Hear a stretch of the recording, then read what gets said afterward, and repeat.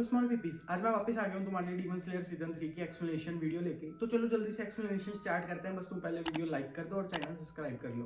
तो आज का एपिसोड भी वहीं पे स्टार्ट होता है जहाँ पे पिछला एपिसोड एंड हुआ था। तांजीरो बस वो स्वॉर्ड देख ही रहा होता है जो उसे योरुइची टाइप जीरो के अंदर से मिली थी। तभी वहाँ कोई सिक्स पैक वाला बंदा आके तांजीरो से वो स्वॉर्ड खींचने की कोशिश करता है। फिर वो बच्चा और तांजीरो मिलकर रेजिस्ट कर रहे होते हैं उसको। तभी वहाँ पे एक और मास्कमैन आता है और वो उसके पेट पे गुदी गुदी करता है सिक्स पैक वाले आदमी की, और वो गिर जाता है वहीं पे। तब तक तांजीरो को भी सेंस हो गया था अपनी स्मेल वाली पावर से कि ये वही बंदा है जो तांजीरो की स्वॉर्ड बनाता है। फिर जब ये सिक्स पैक वाला बंदा दोबारा खड़ा हो जाता है तो वो तांजीरो को बोलता है मुझे तुम्हारी स्वॉर्ड बस उसे ठीक करने के लिए चाहिए, क्योंकि वो इतनी पुरानी होती है 300 साल पुरानी, और तब से वो उस पुतले के अंदर पड़ी है, उस पर जंग लग चुका है। तो सिक्स पैक वाला आदमी बोलता है मुझे बस ये 3 दिन के लिए दे दो और मैं इसकी रस्टिंग उतार के ये तुम्हें दे दूंगा। तो फिर वो बच्चा बोलता है ये बात पहले बोली थी ना, हम तुम्हें दे ही देते, तुम तो सीधा आके हमसे तलवार खोसने ही लग गए थे। तो फिर जब उनकी बातचीत खत्म हो जाती है, स्वॉर्ड ले जाने से पहले वो बंदा तांजीरो को एक न्यू ब्लैक कलर की स्वॉर्ड दे देता है ताकि वो उसको टेम्परेरी यूज कर सके, क्योंकि अभी तांजीरो के पास कोई स्वॉर्ड नहीं थी। ये स्वॉर्ड लेके तांजीरो काफी खुश हो जाता है और फिर वो वापस अपने घर चला जाता है जहाँ पे वो रह रहा होता है।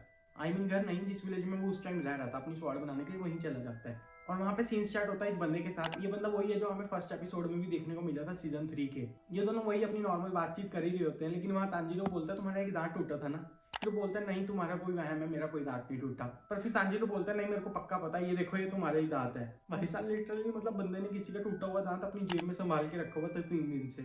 और इस करेक्टर ने भी तांजीरो को यही बोला और उसको अपने कमरे से बाहर निकाल दिया। फिर उस कमरे से धक्के खा के निकलने के बाद सीन आता है तांजीरो नेजुके के बाल बना रहा होता है रात के टाइम। ये तो चलो रही काफी होलसम मूवमेंट, लेकिन इसके बाद आता है एक सबसे खतरनाक सीन। ये स्वॉर्ड्समैन जो इस करेक्टर के लिए तलवारें बना रहा होता है, वो ओनसेन से वापस आ ही रहा होता है सीढ़ियां उतर के। वहां पे उसे दिखता है कबास जो काफी अजीब सा होता है और थोड़ा सा टूटा हुआ भी होता है। तो जब वो उसके पास जाता है वहां से एक काली सी चीज निकलती है और उसे वो वास के अंदर ही खींच लेती है। और थोड़ी देर बाद जब वो उसे वापस बाहर निकालती है आवाज से, तो वो तो ऑलमोस्ट मर ही होता है, उसका खून वगैरह भी निकल रहा होता है, लेकिन वहां से फिर निकलता है अपर रैंक 5। और इसके बाद सीन चेंज होता है और हमें एक और डीमन दिखता है एक रूफ पे चढ़ा हुआ। ये वही डीमन है जो हमें सीजन 3 के एपिसोड 1 में भी देखने को मिला था। और इसके बाद हम फिर वापस जाते हैं नेजुको और तांजीरो के पास, जहाँ पे मिस हाशिरा बैठा होता है। वो तांजीरो की नाक दबा रहा होता है, लेकिन तांजीरो उठता नहीं है। और थोड़ी देर बाद जब वो जोर से दबाता है तो तांजीरो उठ जाता है। और मिस हाशिरा तांजीरो के पास इसलिए आया होता है क्योंकि उसे अपना भाई नहीं मिल रहा था, और उसका भाई ये वाला करेक्टर है। तो वो तांजीरो से पूछता है क्या तुम्हें मेरे भाई के बारे में पता है। तो तांजीरो बोलता है नहीं मेरे को तो नहीं पता, लेकिन मैं उसको तुम्हारे लिए ढूंढने चल सकता हूँ साथ में। तो फिर मिस हाशिरा बोलता है तुम दूसरों के लिए इतनी चिंता क्यों करते हो। और फिर यहीं पे तांजीरो को दोबारा से टॉप नो जुत्सु शुरू हो जाता है। लेकिन अनलाइक पिछली बार, इस बार मिस हाशिरा तांजीरो की बातें को काफी ध्यान से सुन रहा होता है और उससे इसको इफेक्ट भी हो रहा होता है। पर उसी टाइम तांजीरो बोलता है मेरे को लगता है कोई दरवाजे के बाहर खड़ा है। और जैसे वो मुड़ के देखते हैं वहां से वही अजीब सा डीमन बाहर आ जाता है। तो फटाफट मिस हाशिरा उसे अटैक कर देता है, लेकिन वो इतना फास्ट होता है वो छोटा सा अजीब सा डीमन की वो दीवार पे चिपक जाता है जाके। पर यही सीन देख के फिर तांजीरो भी उस पर हमला कर देता है, क्योंकि उसके दिमाग में भी डाउट चल रहे होते हैं ये इतना फास्ट कैसे हो सकता है, ये पक्का कोई अपर रैंक है, तभी मैं इसकी भी प्रेजेंस इतनी पहले सेंस नहीं कर पाया। और एक और fun fact, miss hashira top 3 strongest hashira में से एक आता है और इस डीमन ने उसका अटैक भी डॉज कर दिया। अच्छा ये तो था फन फैक्ट, अब वापस चलते हैं स्टोरी पे। तो जैसा मैंने बताया जब डीमन मिस हाशिरा के अटैक को डॉज कर देता है तो उसी टाइम तांजीरो भी उसको अटैक कर देता है। लेकिन फिर उसके अटैक को डॉज करने के लिए जब वो पीछे हटता है दूसरी टाइम अपना हाशिरा चांस नहीं मिस करता और उसकी मुंडी साफ कर देता है। उसकी मुंडी तो साफ होगी लेकिन उसकी स्टोरी यहाँ खत्म नहीं हुई। जैसे उसकी मुंडी कट के दूसरी साइड गिरती है तो उसकी बॉडी से एक और सर निकल आता है और उसकी मुंडी के लिए पूरी बॉडी बन जाती है। तो वो 2 हाशिरा बन जाता है और हमें पता लगता है कि वो है अपर रैंक 4। और इसकी हमें एक्सप्लेनेशन की भी जरूरत नहीं होनी चाहिए, क्योंकि जिसने मिस हाशिरा का अटैक डॉज कर दिया वो जाहिर सी बात है काफी स्ट्रांग होगा। तो उस छोटे से डीमन को 2 बड़े बड़े डीमन बनते हुए देख मिस हाशिरा थोड़ा सा शॉक हो जाता है, और वो 2 नए डीमन मिस हाशिरा को एक जोर का अटैक करते हैं और मिस हाशिरा बहुत दूर जाके गिर जाता है। और इसी दौरान अपनी नेजुको भी डीमन फॉर्म में ट्रांसफॉर्म हो जाती है, भले उसे तांजीरो मना कर रहा होता है लेकिन फिर भी वो नहीं रुकती। फिर ये वाला डीमन अपनी कोई स्टाफ से खड़काता है और उससे कोई इलेक्ट्रिक शॉक सा निकालता है जिसकी वजह से तांजीरो अनकॉन्शियस होने वाला था, लेकिन फिर ये वाला कैरेक्टर आ जाता है और वो उनको दोनों को गन से शूट करता है। फिर हमें पता चलता है ये था इसका स्पेशल वेपन, और वो एक अपर रैंक की मुंडी उड़ा देता है अपनी गन से ही सिर्फ, और जो दूसरा था उसका सर वो स्वॉर्ड से अलग कर देता है।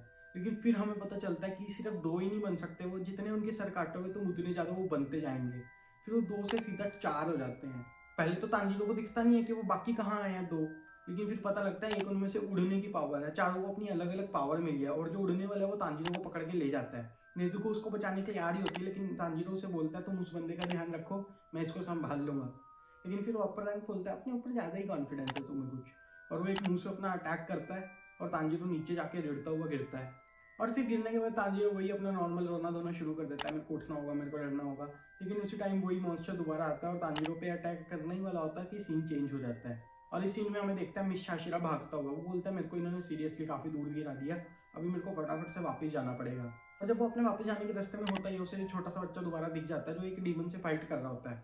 तब अपना मिस शाशिरा बताता है कि कोई नॉर्मल डीमन नहीं है, एक स्पेल से क्रिएट किया हुआ डीमन है जो कि मोस्ट प्रोबेबली अपर रैंक 5 ने किया होगा।